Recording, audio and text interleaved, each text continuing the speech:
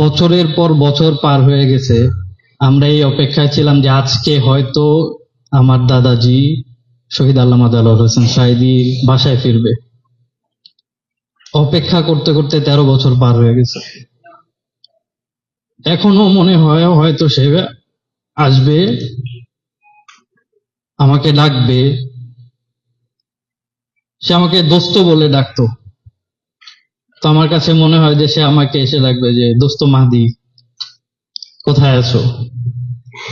আমি কখনোই ভাবিনি তার সাথে আমার শেষ দেখা ছিল এটা। আমি প্রায় সময় তার কাছ থেকে কলম দাবি করতাম, এবং সে খুব সুন্দর করে মুচকে হাসি দিয়ে আমাকে একটা কলম গিফট করতো। আর আমার স্বপ্ন ছিল যে আমি হিফজ করার পর তার কাছ থেকে পাগড়ি নিব। এটা আমার সব থেকে বড় অ্যাচিভমেন্ট হিসাবে আমি মনে করতাম তখন। তো আলহামদুলিল্লাহ, আল্লাহ আমার ইচ্ছা কবুল করছে। আমি ঢাকা কেন্দ্রীয় কারাগারের ভিতর থেকে তার কাছ থেকে পাগড়ি নিয়েছি তার কাছ থেকে। আমি আমার পরিবারের পক্ষ থেকে আমার শ্রদ্ধেয় দাদার আল্লামা দেলোয়ার হোসেন সাঈদী রহমাতুল্লাহর সাথে স্মৃতিচারণের কিছু কথা বলবো। সেগুলা আপনাদের থেকে কিছুটা ভিন্ন। আপনারা ব্যক্তি সাঈদী হিসাবে একজন মুফাসসিরকে যেভাবে চিনেন, আমার কাছে তিনি মুফাসসির, কোরআনের থেকেও বড় হচ্ছে সে আমার দাদা। আমার দাদাজি, আমার সাথে তার কেমন সম্পর্ক, পারিবারিক হিসাবে সে কেমন ছিল, তার কিছু অংশ আমি আজকে বলবো। তার সাথে স্মৃতির তো শেষ নেই আসলে, হাজারো স্মৃতি, হাজারো গল্প, হাজারো কথা। এগুলা বলে সময় ধরে বলে শেষ করার মতো না। তারপরও যতটুকু বলতে পারি ইনশাল্লাহ বলবো সংক্ষিপ্ত সময়ের মধ্যে। আমার আমি তখন অনেক ছোট। আমার দাদা জানের একটা স্টাডি রুম আছে, অনেকেই হয়তো দেখেছেন, অনেক গণযোগাযোগ মাধ্যমের মধ্যে সেই স্টাডি রুমের ছবি আছে। সেই স্টাডি রুম আমার খুব পছন্দের একটা রুম, খুব পরিপাটি। আমাদের বাসার মধ্যে সব থেকে পরিপাটি রুম ওইটা। চতুর্পাশে কিতাব সমূহ, তার নিজের লেখা কিতাব, হাদিস, তাফসির, এগুলো রাখা। তো সে যখন একাকিত্ব সময়ে স্টাডি করতেন, ওই টাইমটাতে আমি বেশিরভাগ সময় ওই রুমে থাকতাম তার সাথে। হয়তো কোনো কথা হতো না, চুপচাপই থাকতাম, বা কি করছে তাই দেখতাম। তো তার স্টাডি রুমের মধ্যে তার স্টাডি টেবিলের ড্রয়ারটা আমার কাছে খুব অ্যাট্রাকটিভ একটা জিনিস ছিল, কারণ সেই ড্রয়ারের মধ্যে অনেক কালারফুল কলম ছিল, যেগুলা আমার অ্যাট্রাকশন করতো আমাকে। তো তার সাথে সময় কাটানোর পর বিদায় নেওয়ার সময় আমি প্রায় সময় তার কাছ থেকে কলম দাবি করতাম, এবং সে খুব সুন্দর করে মুচকে হাসি দিয়ে আমাকে একটা কলম গিফট করতো। আলহামদুলিল্লাহ, আমরা ভাইরা, আমরা বোনরা যারা আছি, আমরা কাজিনসরা আছি, আমার ভাই বোনরা আছি, সবাই আমরা বিকেলে খেলাধুলা করতাম ছাদে। ওই সময় আমাদের সাথে সে পার্টিসিপেট করতো খেলাধুলায়। আমরা কোথাও ঘুরতে যেতে চাইলে আমাদেরকে ঘুরতে নিয়ে যাওয়া হতো। 2010-এ আমার দাদা অ্যারেস্ট হয়ে যান জুন মাসের 29 তারিখে। 2010-এর 14ই অক্টোবর আমি আমার হিফজ শেষ করি। আমার দাদার অনেক স্বপ্ন ছিল আমাকে নিয়ে, আমার হিফজ করা সে দেখবে, তার স্বপ্ন ছিল। আর আমার স্বপ্ন ছিল যে আমি হিফজ করার পর তার কাছ থেকে পাগড়ি নিব। এটা আমার সব থেকে বড় অ্যাচিভমেন্ট হিসাবে আমি মনে করতাম তখন।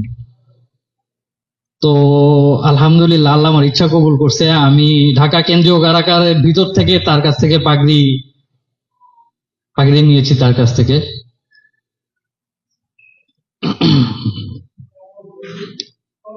সেদিন যে সে কি পরিমাণ খুশি ছিল, সুবহানাল্লাহ। তার অশ্রু ঝরা চোখ, মুখে হাসি নিয়ে সে আমাকে জড়িয়ে ধরছিল। বছরের পর বছর পার হয়ে গেছে।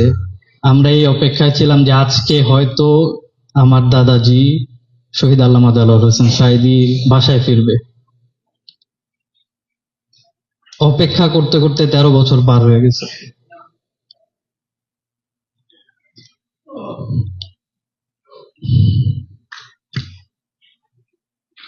আমার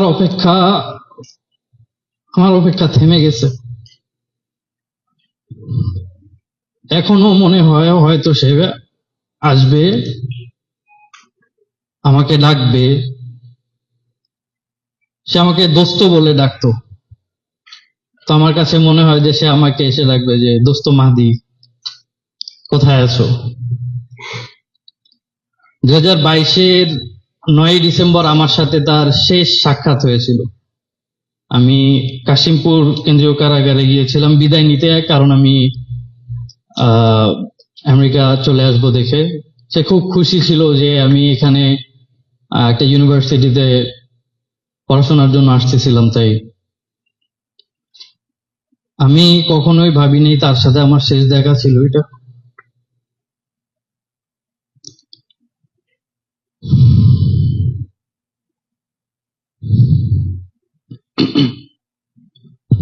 আল্লাহ রাব্বুল আলামিন তাকে জান্নাত নসিব করুক। তার সে মৃত্যুবরণ করেছে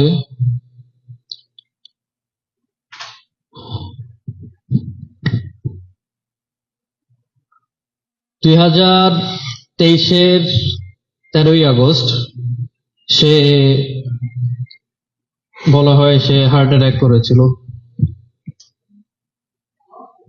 তাকে কাশিমপুর কেন্দ্রীয় কারাগার থেকে হার্ট অ্যাটাকের কথা বলে কাশিমপুরের গাজীপুরের একটি হাসপাতালে নিয়ে যাওয়া হয়। দুঃখিত, আমি এখন হাসপাতালের নামটা সঠিক মনে করতে পারছি না। হাসপাতালে নিয়ে যাওয়া হয়। সেখানে নিয়ে যাওয়ার পরে থ্রোম্বোলাইসিসের একটা সুযোগ ছিল, তারা করেনি। সেটা হার্ট পেশেন্ট ছিল, থ্রোম্বোলাইসিসের একটা সুযোগ ছিল, তারা করেনি। কেন করেনি আমি জানতে চাই, আমরা জানতে চাই। Tajuddin medical college, right. তো থ্রোম্বোলাইসিস করার সুযোগ ছিল, তারা করে নাই, বরঞ্চ তারা ঢাকায় পাঠানোর জন্য প্রেফার করেছে। ওখানে গাজীপুরে আমাদের জানা মতে একটা ভালো হসপিটাল ছিল, শেখ হাফিজাতুন নেসা এরকম নামের কোন একটা হসপিটাল ছিল, যেখানে ভালো মানের সিসিইউ ছিল, ক্যাথ ল্যাব ছিল, পিসিআই করা যেত। এখানে ওই সুযোগ ছিল, তারা ওখানে নেয়নি, তারা পিজি হাসপাতালে পাঠিয়ে।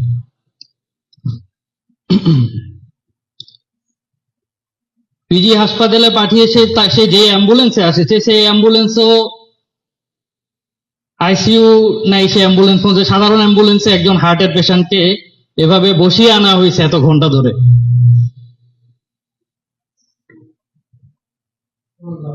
সে অ্যাম্বুলেন্স থেকে নেমে যে হাসিটা দিছে, সেই হাসি আমাদের হৃদয়ে গেঁথে গেছে। সেই হাসি আমাদের হৃদয়ে, এই হাসি কখনো মুছার মতো না। আমার পরিবারের সবাই এই জায়গায় উপস্থিত ছিলেন। পিজি হাসপাতাল বাইরে তাদেরকে দেখতে দেওয়ার কোনো সুযোগ দেওয়া হয়নি। একজন হার্ট পেশেন্ট, একজন ইম্পর্টেন্ট হার্ট পেশেন্টের প্রতিটা মোমেন্ট যে কত ইম্পর্টেন্ট হয় এটা সবারই জানা আছে।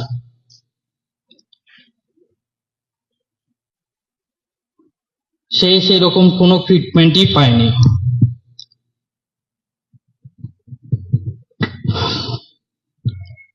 ছাত্রলীগ বা গণজাগরণ মঞ্চের নেতা ডাক্তার কি নাম ওনার, জি, ওনার ওনার ওনার কথায় ওনারা মিটিং এ নাকি এইভাবে বলা হয়েছিল যে তাদের সবই ঠিক আছে। তো একা এক ছাত্র লীগ বা এরকম নেতা দিয়ে তো এই মিটিং সম্ভব না, তাই না? এত বড় একজন মানুষের ইয়ে তো সম্ভব না এইভাবে। তো এর বিচার আমরা চাই, এর তদন্ত আমরা চাই যাতে হয়। আমি আর কথা বাড়াবো না, শেষ কথা একটু কি বলবো যে আজকে আল্লামা শহীদ আল্লামা দেলোয়ার হোসেন সাইদি রহমতুল্লাহ আলাইহির স্মৃতিচারণ করছি। আমরা তার জন্য দোয়া করছি। এই দোয়া যেন এখানে থেমে না যায়।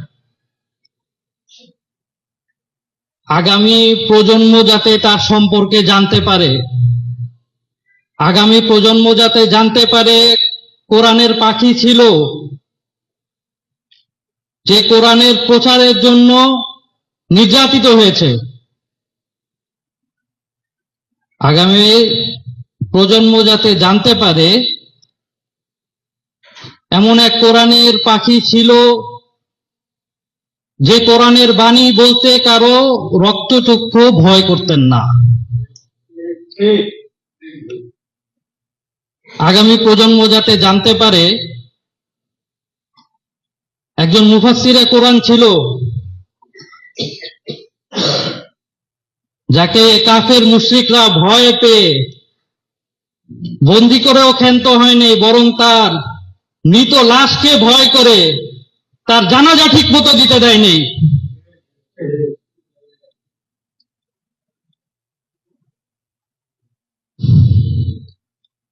আল্লাহ রাব্বুল আলামিন যাতে আমার দাদাজি শহীদ আল্লামা দেলোয়ার হোসেন সাইদিকে জান্নাতুল ফেরদৌস দান করে, আর আমাদের সকলকে যেন তার সাথে জান্নাতে মুলাকাত করার তৌফিক দান করে। আমি মাহদী হোসেন সাইদি আমার পরিবারের জন্য, আমার দাদার জন্য আপনাদের সকলের কাছে দোয়া চাচ্ছি। আমি যেন তার আদর্শে চলতে পারি, এই দোয়া চাচ্ছি আপনাদের কাছে। আমার জন্য আপনারা দোয়া করবেন, আমার পরিবারের জন্য দোয়া করবেন। গত 16 বছর, গত 15 বছর, গত 15 বছর আমরা অনেক সাফার করেছি। আমার দাদা অ্যারেস্ট হওয়ার পর থেকে 2011 সালে আমার বড় মা, আমার দাদা রাম্মা ইন্তেকাল করেন। 2012 সালে আমার বড় চাচা মরহুম রফিক বিন সাইদি সে কোর্টে বসে স্ট্রোক করেন। 2017 সালে আমার দাদার ছোট ভাই হুমায়ুন কবির সাইদি সে ইন্তেকাল করেন।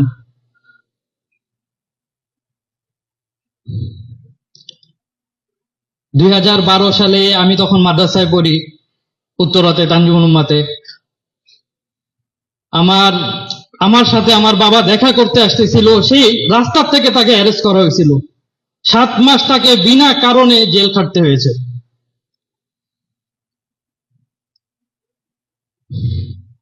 2019 সালে আমার সেজ চাচা মাসুদ সাইদিকে অ্যারেস্ট করা হয়েছে। আমাদের কোন রকম কোনো ব্যবসা চাকরি কোনো কিছুতে অংশগ্রহণ করার কোনোভাবেই কোনো উপায় ছিল না, আমাদের লাইসেন্স রিনিউ করে দেওয়া হয় নাই।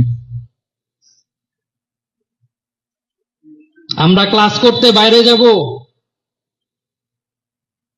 আমাদের বাবা মা তারা চিন্তায় থাকতো যে আমরা সহি সালামতে বাসায় ফিরবো কিনা।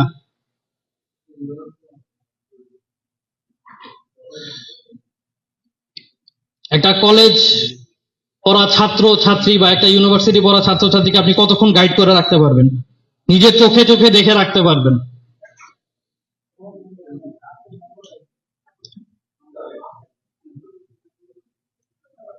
বিচার এই জমিনেই হবে, আপনাদের চোখের সামনে হবে ইনশাআল্লাহ, সবার বিচার হবে ইনশাআল্লাহ। আমি আর দীর্ঘ করব না, আমাদের নামাজেরও এশা নামাজের সময় প্রায় অনেকখানি হয়ে গেছে, আমি শেষ করতে চাচ্ছি। সর্বশেষ আমি আপনাদের কাছে দোয়া চাই। আমার নানু জোবাইদা হোসেন, সে দীর্ঘ সময় ধরে হাসপাতালে চিকিৎসাধীন আছে। তার জন্য সবাই দোয়া করবেন, আল্লাহ যাতে তাকে সম্পূর্ণরূপে সুস্থ করে দেন, সে যাতে বাড়ি ফিরে চলে আসতে পারে তাড়াতাড়ি। আমাদের পরিবারের জন্য দোয়া করবেন। আর আমার দাদা শহীদ আল্লামা দেলোয়ার হোসেন সাইদি রহমতুল্লাহ আলাইহি যে স্বপ্ন দেখে গেছেন, কোরআনের আইন অনুযায়ী রাষ্ট্র কায়েম করার সেভাবে যাতে আমাদের বাংলাদেশটা করতে পারি আমরা ইনশাআল্লাহ।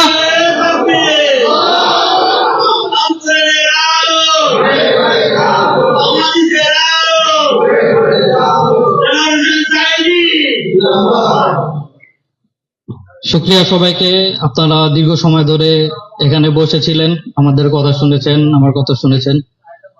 সবাইকে আন্তরিকভাবে মোবারকবাদ। আসসালামু আলাইকুম ওয়া রাহমাতুল্লাহি ওয়া বারাকাতুহু। সর্বশেষ আমি বলতে চাই, আমার আঙ্কেল যে এই অনুষ্ঠান সক্ষম করেছেন, কাউসার মারুফ আঙ্কেল, আল্লাহ আপনার রিজিকে অনেক বরকত দিন, আপনার পরিবারটা সুন্দর থাকুক, আপনাকে সুখী রাখুক আঙ্কেল।